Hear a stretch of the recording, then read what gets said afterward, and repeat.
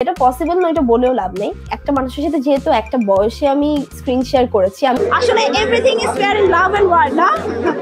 এইটাই। ডালিউড অভিনেত্রী প্রার্থনা ফারদিন দেখি সাম্প্রতিক সাকিব খানের সঙ্গে সিনেমা না করার ইচ্ছের কথা জানিয়েছেন।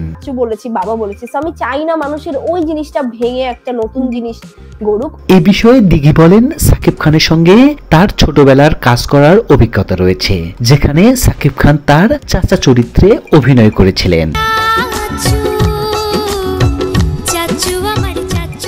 দিঘি বলেন, সাকিব খানের সঙ্গে আমার ছোটবেলায় বেশ কিছু সিনেমা কাজ করার সুযোগ হয়েছিল। সেখানে আমি তার পরিবারের সদস্য, বিশেষভাবে তিনি চাচা চরিত্রে অভিনয় করেছেন। বড় হওয়ার পর সেই সম্পর্ক ভেঙে অন্য ধরনের চরিত্রে কাজ করা আমার কাছে অস্বস্তিকর মনে হয়। আমার মনে হয় দর্শকরাও একটু হিমশিম খাবে যদি এখন আমি অভিনয়টা করি। তিনি এমন একটি জায়গায় কাজ করতে চায় যেখানে আমি স্বাচ্ছন্দ্য বোধ করব। সাকিব খান অবশ্যই একজন সুপারস্টার, তবে আমি মনে করি আমার পেশাগত দৃষ্টিকোণ থেকে এই সিদ্ধান্ত যথাযথ।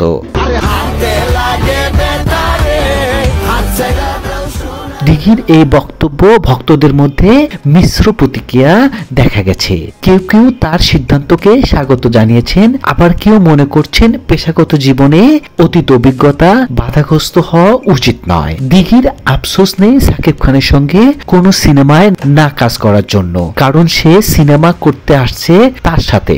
সাকিব খান বা তার টিম থেকে এ বিষয়ে কোনো প্রতিক্রিয়া পাওয়া যায়নি।